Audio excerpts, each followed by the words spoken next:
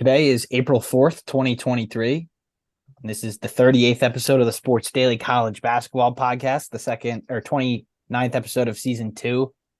I'm your host, Sean Vowles, and today I'm joined by Charlie Isetta and Mike Kumar. And today we are going to go over the Final Four, some of the things that happened down in Houston, and then, of course, the transfer portal, which we have got to talk about every time, it seems like, because there's a couple of new things that happen really every day. Check verbal commits like once a day, and you'll see a couple players that you'll recognize in there. But we'll get to that after the Final Four. But guys, these four teams being in the Final Four may not have been that exciting to the neutral, but this first game on Saturday was definitely probably the most exciting game of the tournament, in my opinion. That was between San Diego State and Florida Atlantic, and I was a little bit disappointed with Florida Atlantic in this one. I thought that they really should have won. They're the better team for 35 minutes, but they're unable to finish the job. But Chuck, we'll go to you first. Your initial takes on this game and what it means as a mid-major guy that FAU made it this far. Yeah, I mean, seeing Florida Atlantic success, really, it gives hope to a lot of mid-majors, but at the same time, you don't win 35 games by accident. They were an unbelievable team, and I took a peek at the too early top 25 or whatever, and ESPN has them in the top 5, and it's that may be a little high, but at the same time, they're definitely a top 25 team. With everybody that they have so many athletes. They have big men. They got shooters. They got everything you want in a basketball team. But what it really came down to was free throw rebounding.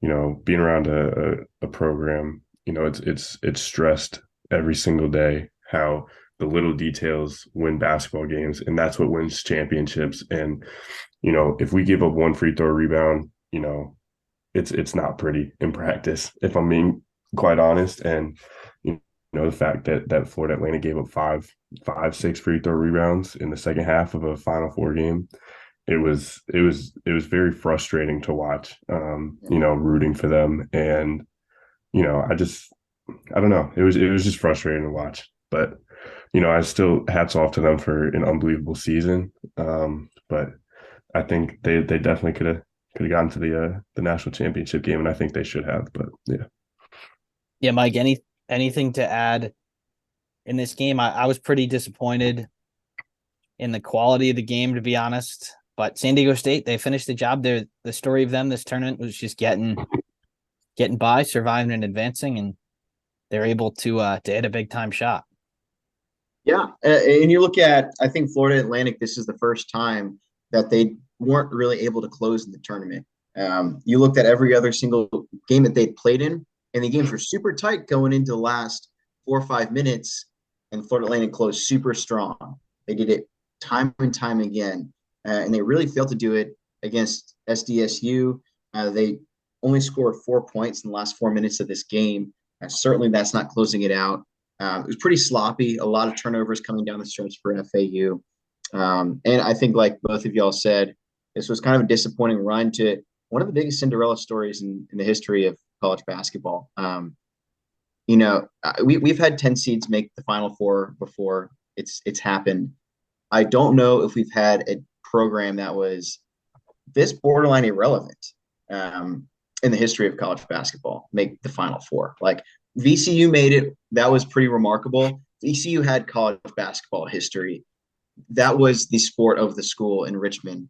Florida Atlantic, their basketball program was non-existent before Coach May showed up. So really an unbelievable run, and it's disappointing to see that come to an end. But kudos to FAU for making it to the Final Four. I think, like Chuck said, I don't think they're a top 4 team going into next year. I understand they're, hopefully they don't lose players to the portal. So, they will be good. But one thing that for FAU, I'll give credit to them, of course, but it did take a little bit of luck for them to get to the Final Four. Look, they played a 16 seed in the second round. That's only happened one other time. That's a pretty big break. They also got to play probably the worst 4 seed in Tennessee before having a great game against Kansas State. I'm not going to take that away from them, but you wonder if this team will be able to replicate that success next year. I tend to doubt it, but we'll see. Yeah, every team to make the Final Four, you have to get a little bit lucky, right? Yeah. And unless you're one of the top teams in the country. Yeah. And even still. And we talked about Kansas before the tournament on Selection Sunday, saying like probably would have been our picks to win it all. But then when we saw the bracket, they kind of had a murderer's row, and the first team that we were concerned with, they picked them off. So didn't have their coach either. Yeah. Yeah. So FAU losing in the second half of every game in the tournament, even FDU. So, obviously you don't get to play the 1 seed.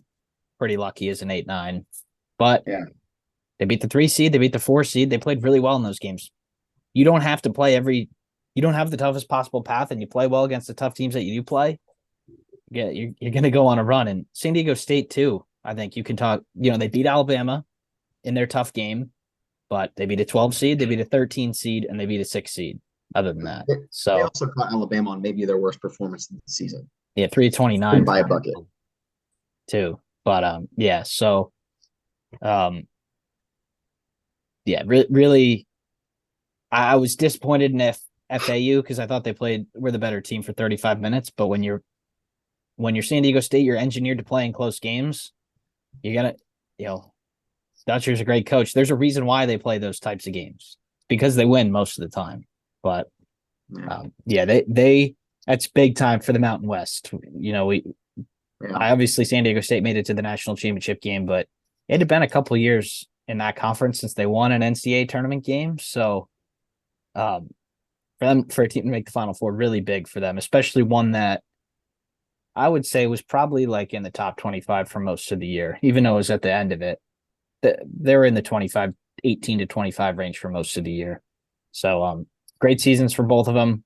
Obviously, a Final Four for those programs probably means a whole lot than it would to any other program. And San Diego State advanced to the championship game. But first, Saturday night, Uconn, Miami, a lot of people's kind of national championship game, as it would be called, even though it was in the Final Four. I think it was always going to be the winner of this one who would cut down the nets. But Uconn, fairly easy, takes care of business, wins by 13. Mike, we've been huge Miami guys all year. I think you put them first in the preseason, and I think I put them second, or maybe we both put them second. But I think their magic kind of ran out here. They played really well for so long, but their offense was always the reason why they were there, and and it's kind of why they lost here, scoring less than 60.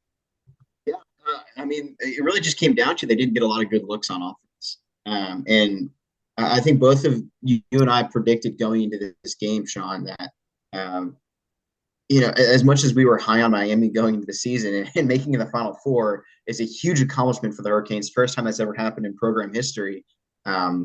We both thought that UConn would handle them, and they handled them easily. It was only a 13-point game at the end, but don't let the score fool you. This game was solidly in the hands of UConn the entire game.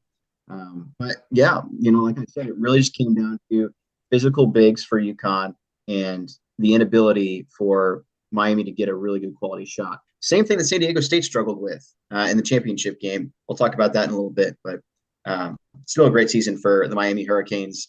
I'm sure there's going to be more of that to come because of, they got NIL money. Yeah, all that talk about NIL money and buying a team. Well, they made the Final Four. So if those investments are ever going to be worth it, it's going to be this year. And they had I do think that they're going to lose a couple of their guys. I think Miller's gone, and then I'd be surprised if Wong stays too. But chances are the other three starters, I think, will come back, unless I'm missing something. Yeah. But yeah, disappointing. You just look at their starters. We go through their box score in all these tournament games, right? And it'd be like, 5 starters in double figures, or 3 20-point scores, or something like that. None of their starters played well. 3 of 8, 0 of 7, 3 of 10, 4 of 10, 4 of 10. For a team that is in the hundreds in defense. That's not good enough. They shot just 32% from the field, and I don't really remember a time in this game where I thought they were going to win. And for the Uconn fans, that's great. You were never under pressure, but the neutral viewer wasn't so great. But Chuck, as a grown up as a Uconn fan, you gotta like what you've seen from Uconn in this game. They, like I said, it seemed very easy. They weren't tested in this tournament at all. Yeah, I mean that's really just the perfect way to put it. It really gave me flashbacks to that 2018 Villanova team and their run through that NCAA tournament, and just the play of Adama Sanogo was just magnificent the whole tournament. Jordan Hawkins is such an elite level shot maker. Andre Jackson and his playmaking ability was unbelievable. Getting them high quality looks, and Tristan Newton. I wasn't too high on him. I mean I thought he was a good guard, but the way he played, he exceeded my expectations for sure. But man, Miami, they what a season for them, and especially their bracket too. They really, I think they went through the ringer. Like they played arguably the toughest 12 seed. They played a very good Indiana team. They played an unbelievable Houston team. Then they had to play Texas. Like that's not an easy path to a Final Four. Like they earned every bit of that Final Four appearance, and the fact that you play those 4 games, and then you got to match up with UConn. Like that's just a bit unlucky for them, but just an incredible season for them. You know, they deserve all the credit in the world, and obviously, the Huskies, man, they were just unbelievable this whole tournament. And I remember I was watching the Iona game with one of my family friends, and he was a little shaky when they were down 2 at halftime. I'm like, don't worry, they'll be fine. And they just turned it on right away, and they just didn't look back after that. So yeah, unbelievable run by them. That halftime that you're talking about was the only time that I ever thought they might lose. And I thought Iona played close to a perfect half there. Perfect. Yep. The 28% 3-point shooters going 4 for 4. They had everybody clicking, and they're still only up by 2. And I think Pitino said either at halftime or after the game, he's like, that's one of the best halves that any of my teams have ever played. And that this, by all metrics, even before the tournament, obviously they're number 1 at KenPom and stuff like that after the tournament, but I think they were like 4th or 5th to start the tournament. So by a lot of measurements, they were one of the best 4 seeds ever. And that's only going to skyrocket after they've crushed everybody in the tournament. But before we go to the championship game, I'll ask you guys, 3 of these 4 teams in the Final Four are all very deep, 9, 10 players deep. I think that has to mean something in a sport that, at least in my opinion, you don't need as many players. Like it seems like teams are going with less of a bench nowadays, especially in the latter stages of the year. But you look at FAU, San Diego State, both going, from what I can understand, 9 deep, and those players aren't coming in for 1 or 2 minutes either. Every 9 players on both FAU and San Diego State in that first Final Four game played 10 minutes, and then UConn had 8 players get 10 minutes, and Miami only had 7. So I think that was a little bit of a storyline. Miami, we've agreed, hardest path to the Final Four of anybody, and they had the least amount of depth, and I do think it kind of showed in this game against UConn. And Sean, that's a great point, but this really has started to follow a model that we've especially seen post-COVID, and I don't really think COVID had anything to do with it per se, where the championship teams are teams that are having deep benches. We go back to Baylor. In 2021, Scott Drew called it a starting 8 because he had 8 guys that were going to play 15 to 20 minutes every single game. And he had a 9th player that was playing about 10 minutes a game. Kansas last year, Kansas had 4 players that were coming off the bench that were playing at least 10 to 15 minutes a game.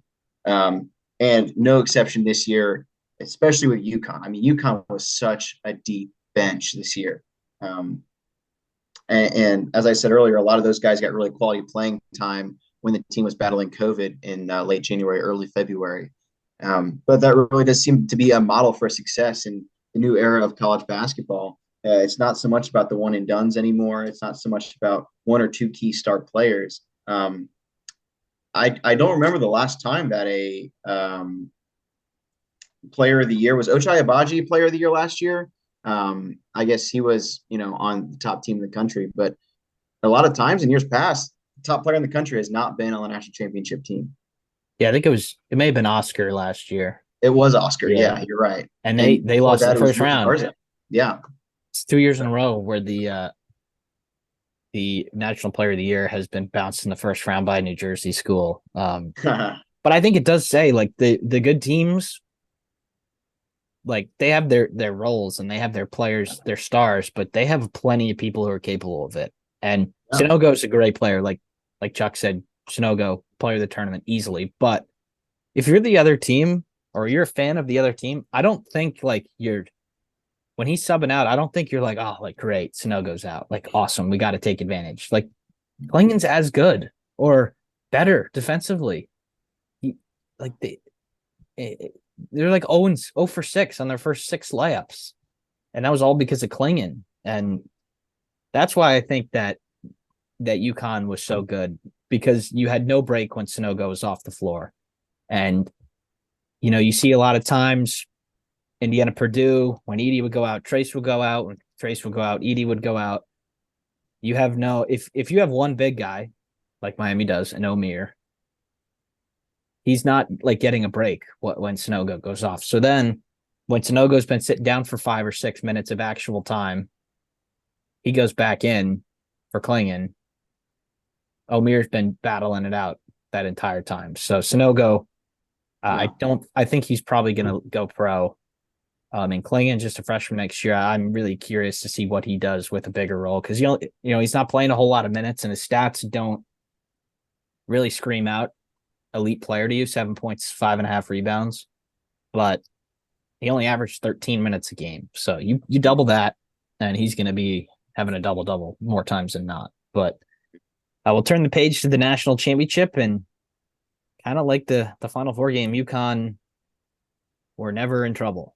They ended up winning by 17. San Diego State made a nice run late to get it to 6, I believe. I don't think it got less than 6. No, it was 6.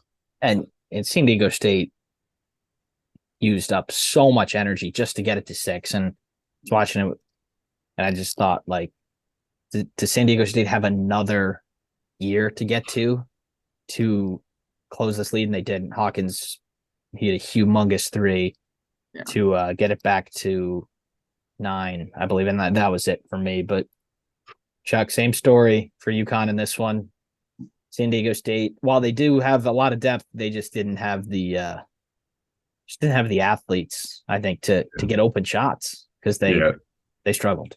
Yeah, I think the struggles of Matt Bradley killed San Diego State last night. I feel like their offense, when he goes, they go, kind of, or even when he goes and they don't go, it still makes them a somewhat decent offensive team. But he just, he struggled last night. I think Ledee came in. He was trying to will them back into the game, but once they cut it to 6, it was, maybe they can close the door, or maybe they can do it. But UConn, just after they cut it to 6, UConn, I think they had a floater to push it back to 8, and then all that momentum, even with an 8-point lead, it's just it kind of felt like the door shut on San Diego State. And then the lead's 8 going into the under 4. I think 3 minutes 54 seconds or whatever, coming out of that commercial break, and then UConn just punched them in the mouth. And that, again, it was the same theme the whole tournament. There was just really never a doubt with UConn, and again, they played unbelievable basketball, and it was just so remarkable to see such a dominant performance through 6 games like that. Yeah, Mike, anything else to add there? I think I think even when UConn cut it, or excuse me, San Diego State cut it to a 6-point lead, to me it really just kind of seemed like pretty flukish. And even San Diego State trailed by 10 at half. To me, it really felt like they should have been trailing like 15 to 20. I mean, UConn absolutely bodied them in the first half. And one thing that San Diego State got away with was physicality. They were really, really physical underneath, and caused UConn to miss a few short shots. That definitely should have been foul calls. Absolutely. They got away with being really aggressive early. But even so, it was just not enough. It was not enough for it is UConn, who just kept steamrolling through teams. UConn didn't necessarily play the best talent in college basketball to get to where they were, but there was never a shadow of a doubt that they were going to pull out any of the games they played in, other than maybe the first half against Iona, like they were talking about. I mean, they were just so dominant this tournament. But Sean, one thing I do want to highlight about San Diego State, their coach Brian Dutcher said something in the postgame that I thought was incredibly encouraging to college basketball fans in the era of the transfer portal and where NIL is ruling college basketball. You see stars transferring out of mid majors every single year. And he said something along the lines of, it's really comforting that some schools that don't have the NIL base can still make it all the way to the Final Four. And it happened with two teams this year. It happened with San Diego State, who really has no NIL basis, and it happened with Florida Atlantic, who has zero. They have nothing. And they're probably going to retain a lot of those players next year. They'll probably get NIL now. But to me, it's very, very encouraging that it doesn't necessarily take money to win a national championship. And it certainly didn't for at least three of these Final Four teams.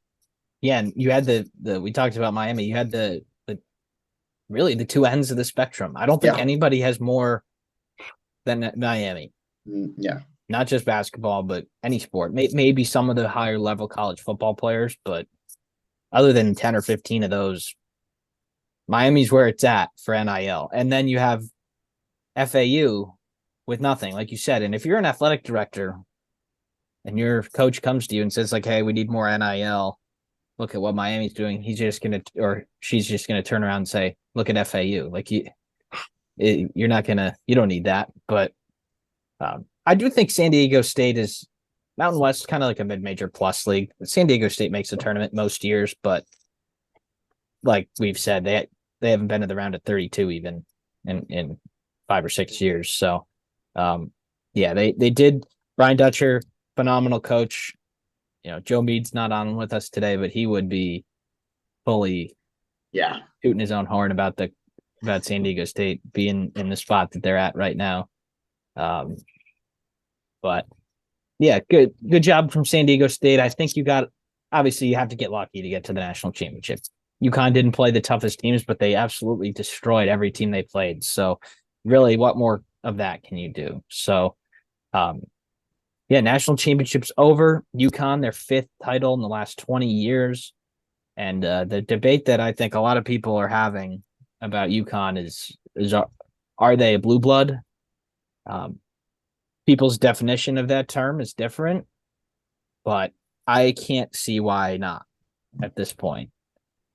They've won 3 times since I've started watching college basketball, and no team has won more than twice other than them. So, Chuck, we'll go to you first as somebody who watched UConn growing up.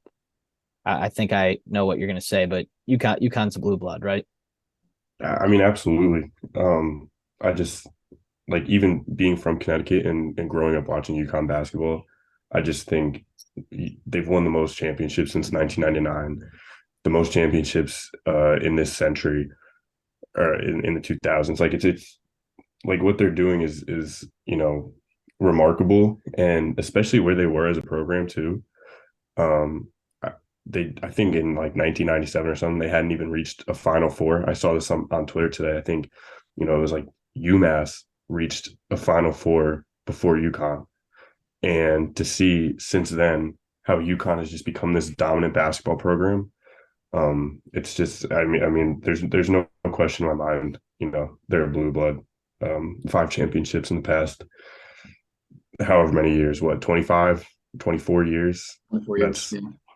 That's just crazy. So yeah, I mean they're just adding to a historical legacy at this point, and obviously they're up there with the UNC, UCLA, Kentucky, Duke, they're right there now in terms of number of championships. So I don't think you can leave them out of the picture. Mike, you agree, right? Yeah, to be honest, I don't know when UConn stopped being a blue blood. I thought really after they won that fourth national championship, even after they won their third, I think after they won their third national championship, they were a blue blood. How many teams have won more than two national championships? I think it's 8.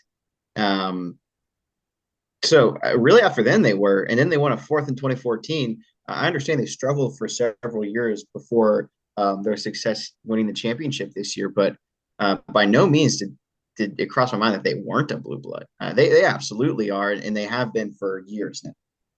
Yeah, I just think maybe that argument would hold a little bit of weight if they're still in the American Conference and Sure, not making the tournament in 5-6 years, or 2 of the last 10 or something like that. But they're back in the Big East, and they're not. They got their coach. Dan Hurley is a really solid coach. Although I think Brian Dutcher may have outcoached him slightly in the national championship game, but San Diego State UConn was just too good. The talent was too much, but Dan Hurley's an excellent coach. There's no reason why they shouldn't be in the top 25 for the next couple of years, at least. Obviously, the rosters can change and injuries and stuff like that, but they're set up for the future, even if a couple of their players leave, because he's done a little bit of everything. He's had a couple nice recruits. He's got a couple transfers in, and this was kind of the first. This was kind of a new team this year for them. Like last year, they had their guys like Martin and Cole, and had been there for a while, and Hurley got them to the tournament. But there was a little, obviously Hawkins was a freshman last year, and Sonogo was still there. But I feel like there's a little bit of a different team this year. Caravan's a freshman, Klingen's a freshman, Newton coming in as a transfer. So I think Hurley said it this year, like this was the year early on that he's just going to let them play a little more, instead of kind of like micromanaging them like he has in the past. But really, it's a good story from top to bottom if you look at it from UConn. They burst onto the scene with winning the Phil Knight Invitational. They beat Oregon, Alabama, and Iowa State all by a lot of points, if that's familiar. And then they had their lull in the Big East, where they played pretty much every good team in that conference on the road. Xavier on the road, lost. Providence on the road, lost. Marquette on the road, lost. They did lose to St. John's at home. Seton Hall on the road, tough day. And then they lose at home to Xavier. But those are all really good teams. One of those teams, or two of those teams, did make the tournament. But they turned it around real quick. They didn't lose a single game to a team outside the conference all year. They didn't fail to beat a team out of the conference all year by less than 10. So people may say that UConn wasn't the best team this year, but for a lot of parts of it, they were. And March Madness, the best team doesn't always win. Number 1 overall seed. I'm trying to think, it's been a while since the number 1 overall seed has won. I'm going back years, and I can't think of one. Maybe Louisville, one of those years. Baylor Gonzaga was the 2 best teams all year. It was 1 versus 1 there. But number 1 overall seed, it's Kentucky probably. Davis, Kid Gilchrist year. Yeah. So, it was UConn is set for the future. They're playing the Emerald City Classic next year with Louisville, Indiana, and one other team. I had it and I forgot it. But that'll be at the Garden. I think that's just like 2 teams will play each other, and then the other 2 teams will play after. It's not like a 4-team tournament or something like that. But they're going to be set up. Obviously, their roster might look a little different, but we'll go into that right now. Rosters are already changing for next year. Coaches are already, getting people in on visits, Zoom calls, and all that. So we got to talk about the transfer portal every week. And we did last week, but there's a couple really big players in the portal this week. I don't think we've seen this caliber of players in the portal since it started to become a thing a couple of years ago. But Mike, we'll start with you. LJ Cryer, the Baylor point guard, is in the portal. Not a good sign for Baylor, but I don't know. Let us know your thoughts on LJ Yeah, Cryer entering the really, portal. really tough look for the Baylor Bears here. LJ really blossomed into his own this year. Played about 5 to 10 minutes a year during the national championship season, and then last year was Baylor's leading scorer before getting hurt at the beginning of the conference season. Missed the last 2 months of the season into the NCAA tournament, but this year was Baylor's top 3-point shooter. Wasn't that great at bringing the ball up and wasn't a great defender. I think that was part of Baylor's defensive woes this year, were in part be due to LJ Cryer and Keontae George not being very good defenders. But this is a huge loss for the Bears. They're going to have to go into next year with a completely new backcourt, as Keontae George declared for the draft. And by all accounts, Adam Flagler will likely be going as well. Obviously, we'll see in the coming weeks if Flagler stays, but all signs point to him going to the draft right now. It's just a decision of, does he hire an agent or does he leave the opportunity to come back to Baylor? I personally think he's gone. That's a huge loss for the Bears and for a team that lacks a ball handler right now and lacks good big men and good defenders. I think next year is going to be a year where we don't see the Bears shine like we have in the last 4 or 5 seasons. Yeah, so Chuck, we have a couple bigger names, but anything on Cryer before we move on to?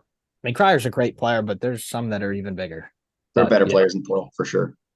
Yeah, I was surprised, in all honesty, when I saw his name in the portal. I mean, I think seeing him enter the portal kind of just sees this like evolution of like what this like it's becoming a monster in a way, like any slight inconvenience, these players are seemingly just going to hit the portal. And I don't know LJ Cryer's situation at Baylor. I don't know, so I can't really speak on why he transferred, but it seems like he was really blossoming, as Mike said, and to become like he was a great Baylor Bear. And to see him kind of leave the team, it surprised me, and it just shows the monster of what this transfer portal is to a lot of coaches. So yeah. And I think to a point to what Chuck said, you never know what happens behind the scenes. But to Baylor Nation, you see the diploma behind me. It's a total shock that he transferred completely, out of left field. And I think you see that with a couple of other guys, i.e. Hunter Dickinson leaving Michigan. I personally didn't see that. We'd have to ask our friend Joe Mead. But Sean, Chuck, did you guys see Hunter Dickinson leaving?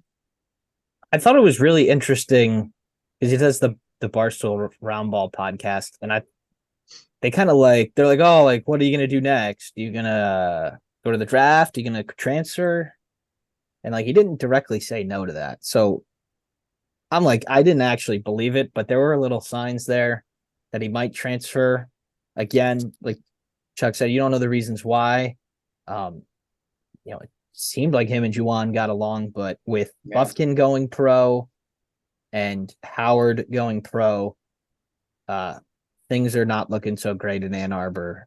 And Hunter Dickinson also played a lot of minutes in the NIT when Buffkin, I think, sat the second game and Howard sat both of them. So he didn't have to do that. So I'm wondering if this was a late decision with a couple of coaching changes about teams that recruited him in high school.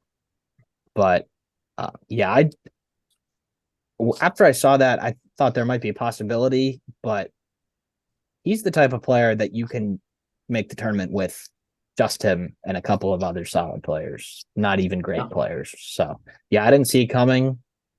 I'm shocked, and I'm really curious to see where he goes. Yeah, I see. I saw a report on him going to Georgetown, and then, but that was before he entered the portal. So I had already thought that he entered the portal. I kind of just glimpsed by it on Twitter, but then a few days later, it was like, oh, Hunter Dickinson enters a transfer portal. So I'm like, oh, I don't know. I mean, I don't know. It's hard to say. Things really shock me nowadays in college basketball just because of the landscape of it. Except honestly, the LJ Cryer, that news that was very surprising to me. But Hunter Dickinson, I don't know. I mean, I understand maybe he wants to go be closer to home. I know, his few schools, I guess, that he's coming down to are Georgetown or Maryland or something like that. But yeah, I don't know if I would say it was a huge shock to me, but I'm also not going to say it wasn't. it was, but I don't know. So To there me, is the one that he hasn't left okay, out a return to Michigan. He hasn't Mhm. ruled that out yet, which is interesting. You obviously can enter and you can see what team wants you, and then you can come back. But I mean, I would think that at least every every any team could say we're interested in you. Any team could use a Hunter Dickinson, and uh, it just seems very. I think the Georgetown having a new coach, and he talked about his visit to Providence when Cooley was the coach there, and said that he really liked it and he was very close to going there. So maybe with a coach that he likes going to a place near home, maybe that does it. But yeah, he's probably the best player that we've seen in the portal that I can remember. And he's top second team All American preseason and first team All Big Ten, and all this stuff that Michigan was hoping that they could build around him for next year because they're looking at a little bit of a different team. But um, yeah, I'm curious to see where he goes, and I don't really think we could do anything else until then. Um, but yeah, he would fit on any team. Just going through verbal commits here, we've got David Jones in the portal from St. John's. We've got there was one other big one I wanted to talk about. Oh, here it is. Max Asmus from Max Oral Abrams, Roberts. yeah, that 4 years played at Oral Roberts. He's got 1 year left. I could understand it. 5 years at one place is a long time, but he's the type of guard that would get every coach's attention once you see his name in the portal. yeah, he might be the second best player in the transfer portal, Sean. This guy's the two-time Summit Player of the Year. Um, this guy's averaged over 21 points a game in his last 3 years of college. So this is a dominant shooter. He's going to be picked up by a national championship contender 100%. Um, he's from Rockwall, Texas. Let's hope the Bears get him. I would think he probably has the Big 12 in mind. Just, I would think so. Yeah. but yeah, I would say I think him and Patino can be compared to like this, right? They have great seasons, make the NCAA tournament, and then they kind of get handled in the big Yeah. dance. And I think that kind of pushed Rick across the line to St. John's. Maybe he had already made the decision, but after that game, you're like, wow, like my guys played really hard. They played really well, and they still got blown out. I don't think I can get much further than this with Iona. That's why Rick goes. Same thing with Oral Roberts. They got destroyed by Duke in the round of 64. Mhm. I think Asmus is like, you know what? I'm a pretty good player. I've done a lot in college already. I've been to the Sweet 16, right? Yeah. How am I going to get back there again? And I just don't think it's with Oral Roberts. They had an amazing season. They ran their conference into the ground, won every single game in the regular season, won the conference tournament, and they still weren't even close to winning an NCAA tournament game. So that's why I think Asmus. Obviously, I don't know for sure, but that's why I think Asmus is in the portal, and any team could use him. I do think Big 12 though is where he'll look. And I would also add, I don't think Abrams really had much left to add to Oral Roberts. Like you said, he went to the Sweet 16 with them. I think this year it was tough because they ran into one of the hottest teams in college basketball at the wrong time. I think they play any other 5 seed, including San Diego State. I think they have a really good chance of winning their game. But they just ran into a buzzsaw. But he was two-time Summit Player of the Year. He'd been to the Sweet 16. They won everything that they could in terms of the conference this past year. I think they were unbeaten in conference play. And then his head coach leaves to go to Wichita State. So there really just wasn't anything left for him unless there was a team that was going to be a top 25 contender. And they're not going to be. So it's definitely the right move and right time for Abrams. Hey, Chuck, do you think his play will translate to high major? I know he's a little smaller. I know he kind of, I'm not off the top of my head. I don't remember how he did against Duke, but you think his play can transfer to high major? Yeah, I definitely think it can. He led them through that run. In the COVID year, in that Sweet 16. Let's see. He's 6 foot 174, But when you're a guard, I mean, we saw with Marquise Noel this year, size, honestly, obviously it does matter. Maybe defense wise, but he's able to really get his, and I think he'll be fine at a high major school. So Yeah, And he might Chip get picked Sean, on defensively, but I offensively, scorers can score. yeah, I would compare him actually to similar. We were talking like LJ Cryer. LJ Cryer is a 6'1" little guard that can shoot the rock. That's very similar to who Max Abrams was. He did struggle a little bit against Duke. He was just 4 for 15 from the field for 12 points, both lows for him this year. But he's still going to be a dominant player next year, and he's going to make a significant impact somewhere in major college. I'm thinking they beat Ohio State in the round of 64 and 21, and then was it Texas A&M in the round of 32? Quick research.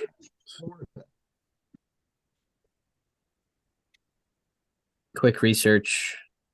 Florida. Florida. Oh, That makes sense. yeah. So Florida, they beat.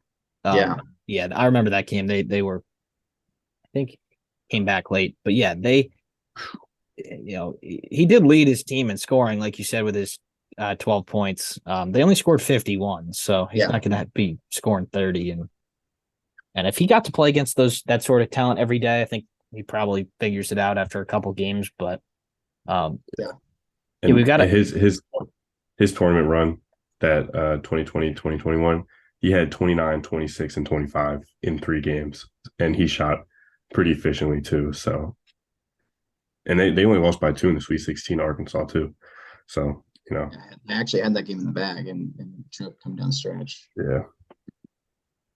So a couple more people in the portal. We got RJ Melendez from Illinois. That team seems to be kind of pulling apart at the seams, and that is probably the most predictable thing about the transfer portal. Illinois fans were happy to see their team lose. They were happy to see that season end. Yeah. They got Arkansas, like we said, like that was a talent that you see in an Elite Eight game. When we talk about that 8-9 game. But it looks like more people than not will be gone from that Illinois team, whether it's NBA or in the portal. Sky Clark obviously already on his way to Louisville, but we'll see if anybody else is in the portal. We have Jameer Nelson Jr. going from Delaware to TCU. That was announced yesterday. He played in Delaware for Delaware for 2 seasons. And last year we really learned a little bit about him when they played Nova in the round of 64, I believe. He's a big guard, and I think he fits TCU exactly. I know they're losing Miles to the draft, and I think he can step in there and maybe not do as good of a job, but be pretty close to it. And transfers are all about fit. Like, we'll make a top 10 transfers list, and we did last year, and let me see if I can find it, because I just kind of did talented players, and a couple of them like really didn't work out, and ones that we didn't mention were near the top. Like if you had to talk about it, who do you think was the best transfer this year in college basketball? A little bit on the spot. Great. Man, I don't know. Yeah, I gotta remember who transferred from last year. It's tough because it's a lot of people. Yeah, right.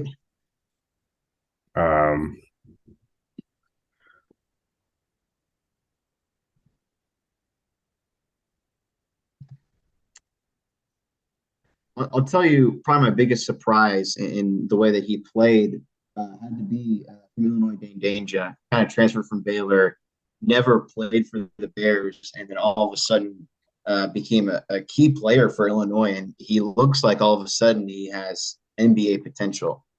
He's definitely the most surprising to me from what I saw this year. I've made it down here. Oh, I've got some best remaining. Oh, no. Okay. Here were my picks for biggest impact transfers in 22-23 on July 12th, 2022. Number 1, I had Kendrick Davis from Memphis. Uh, he might have been the best transfer. Second, I had I Pack got my from guy in mind. Miami. Yeah. Mhm. Third, I had Kevin McCullough from Kansas. He didn't do a whole lot, to be honest. He was a good, solid starter, good defensive guy, but I think they were probably hoping for a little more. I had Terrence Shannon fourth, Illinois, and Pete Nance fifth from North Carolina. Again, players who were okay, but I think we expected more. But Mike, who'd you have in mind? I think my number one is Keontae Johnson, Kansas State. Yeah, great I story yeah, and great player on a team that was very close to the Final Four. But yeah, yeah, and he is going to the NBA, I believe. yeah. He definitely is. He's up with eligibility too, so he's gonna roll. Yeah, sixth, I had Malachi Smith from Gonzaga. I think he did okay. He I had think he around like was 8 points a game or something like that. SoCon Player of the Year. I don't know if he started for the Zags. I know he's a contributor, solid player for them, but I don't think he started. Tyrese Hunter from Texas. Again, all right. Had his moments.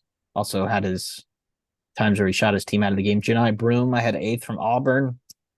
He had a pretty solid year. Auburn was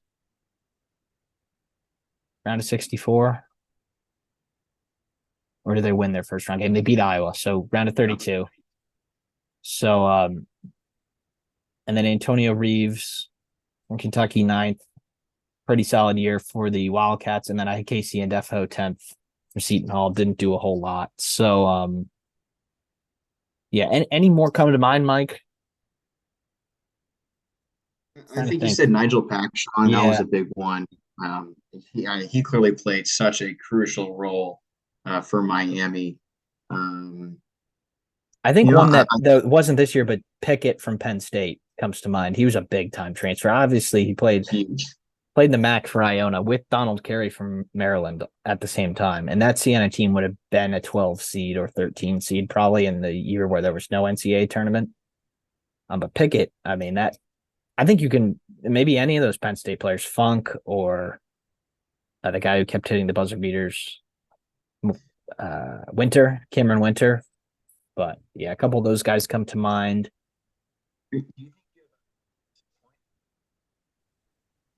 What's that, Mike? Player. Can you hear him, Charlie? I can't hear him. I No, see his I mouth can't moving. hear him. No? Okay. Oh, can't hear me? Oh, now Now we you can. okay. Okay. Yeah.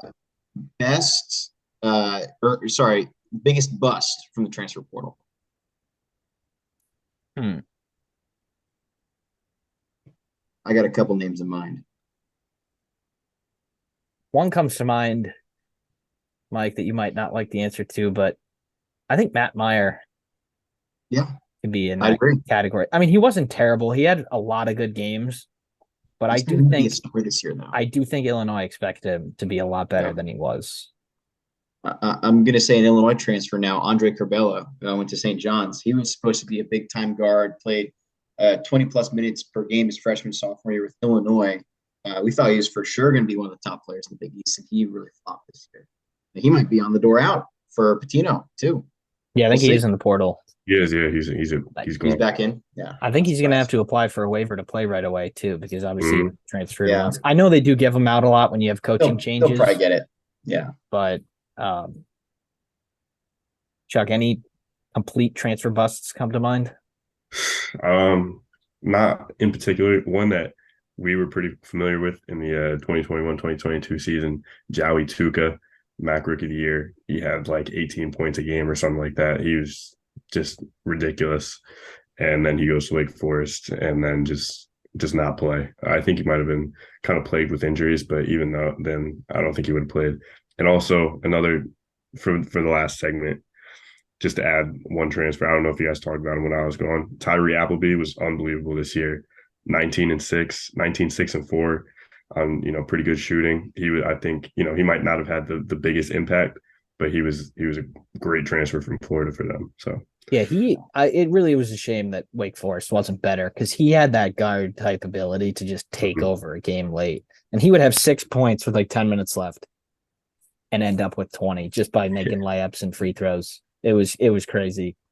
Yeah. When we played them game one and he did virtually nothing against us, I was like, man, like he's really not that good. Like I thought he was going to be better, and then he just after he played us, he just exploded for the rest of the year. So yeah, I think another. Oh, I have another one. Back to the first one. Best transfer of the year that we also played, Chuck. I think Sule Boom from Xavier deserves that number oh my one god, spot. absolutely. And We again, talk, especially like expectation versus what actually happened. I mean, he was one of the best point guards in the country. yeah, I mean, and he was on our scouting report, obviously, and play like either player of the year or like leading scorer for whatever conference UTEP is in, Conference USA, something like that. And again, didn't play well against us, but again, that was only our third game of the season, their third game of the season. And then after he played us, he just went on an unbelievable run. And it was something I really did not expect from him because I really wasn't too impressed with him. And the Xavier fans, they were not very happy when he was taking transition pull-up threes against us. And, but towards the end of the year, when he was doing that, they seemed to just be going in all the time. And, his play was really, it was awesome this year. And it was really good to see. And it was good to see Xavier get back on the map and have national relevance again as well. Yeah, unless you guys have any more of these, I think the one thing that we'll wrap up with, obviously, Mike won't be with us, but we'll try and do some off-season stuff. And when the rosters are finalized, we'll do way too early top 25s and stuff like that. But as a conference, is any conference in a better spot than the Big East right now? As a whole, national champions. Rick's back in town. Cooley's going to rescue Georgetown, and Villanova's going to have a better second year. In the last month, nobody has improved their stock better than the Big East. That's for sure. Who knows? They might be the top conference in college basketball once again. It's been the Big 12 for the last 6-7 years, but as a Big 12 guy at heart through and through, the Big East is coming, and they're coming in hot. Yeah, I think it's going to be a tough year for Butler and DePaul. But every other team could finish at the top. I really think so right now. Obviously, there's a lot of uncertainty, but and Kim English and his ability to retain pretty much everybody with that team impressive. Yeah, they should be able to make the tournament next year. Yeah. Obviously, things happen, and if they don't, they don't. But yeah. If you had to tell me right now, I think they'll make it next year. But yeah, go ahead. The Big 12 does have Houston coming in, which is going to be a huge add for the Big 12. I'm sure they're going to be a really competitive team again next year. But I would say the con with the Big 12, some of the teams that they're adding, I'll say it, they're not good basketball programs. Brigham Young and Central Florida are not good basketball fits for the Big 12. Now, there is talks about them getting Gonzaga. That would be wild for the Big 12. Absolutely. Yeah, some of those schools are far away from Washington. Yeah, a little bit. Central Florida, having to go to Washington for an away game, 3-hour difference. Yeah, that's not ideal at all. I could go on and on why I think Central Florida was a stupid ad for the Big 12. I think it was football based, but it's football based, but it's not good for football either. No, they're going to get destroyed. But no, I think conferences will be a big storyline. I think in many ways, I think the Big 12 did need a couple teams that they could beat up on. Every other conference has them. Even the Big 10 did not have them. Even the Big 10, which didn't have any great teams, but also had one bad team, Minnesota. Yeah, and Jamison Battles in the portal. Hopefully, he's coming to Indiana. But I think the conference storyline is something that we can spend a lot of time on in the offseason. And I think it's really hard not to put the Big East first right now. You got Shaka Smart, second place in Coach of the Year voting with his entire roster coming back, presumably. You got Rick, you've got Cooley, you've got English, you've got Villanova, you've got Xavier coming off a great year. You got Creighton coming off a good year. I mean, I really do think we could have a Big East conference next year, similar to the Big 12 this year, especially if Butler or DePaul just get a little bit better. But I think the Big East right now is sitting on gold. They have their balanced schedule. They have 11 teams. Everybody plays everybody twice. And 20 games, it's more, I think, the most of any conference. Some other conferences have 20, but yeah, the Big East is where it's at right now in college basketball, in my opinion. Of course, things could change Kim English could suck as a coach, or Rick could not care at St. John's, or Cooley could take a couple years at Georgetown, or Neptune might not actually be that good at Villanova, but that's my opinion right now. And unless you guys have anything to add, I think we'll wrap it up because we're just about I at an just hour. it feels like, Sean, 11 months from now when we're getting ready for the Big East tournament, that it's going to be just like what we saw for 25 years in Madison Square Garden, before we had the Big East separation, which was absolute pandemonium. The top coaches, the top players in college basketball. I am really looking forward to watching the Big East tournament in years to come. Yeah, college basketball is better when Big East is good. Objectively is. Yeah. And again, like Mike just said, obviously nothing will beat the nostalgia of the Big East that we kind of grew up with, but it's really starting to feel like we're getting back to that time of Big East basketball, and it's really exciting for college basketball, and college basketball and the NCAA should be very happy about everything that's going on with the Big East. Yeah, one more thing before we wrap it up, but even watching this year, you watch those Thursday, Friday, noon, 2:00 tips, not a whole lot of people in the crowd. Not the case at the Garden. I think it was Providence and Uconn in the 4 or 5 game at 2:30, and that was packed. Mm-hmm. Yeah.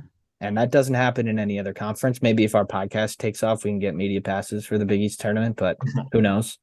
But yeah, the Big 12 didn't play in freaking Kansas City. Maybe yeah, we have to let Mike rant about that every so man. often. Obviously, his points are pretty valid, but they're every year. Every year. Only one tournament belongs in the same city every year, and that's a Big East tournament. But, yeah, 100%. Yeah, thanks everybody for tuning in to our last episode of season 2 of the College Basketball Daily podcast. Our off-season episodes will officially start season 3. Mike is going to be back in December, hopefully, and so stuff will be different there. But for Charlie Setta and Mike Kumar, Sean Vals, and thanks for tuning in to not only this episode, but every episode of the Sports Daily College Basketball podcast in season 2. And we'll see you next, whenever that is, for season 3. So thanks for tuning in, and we'll see you next time.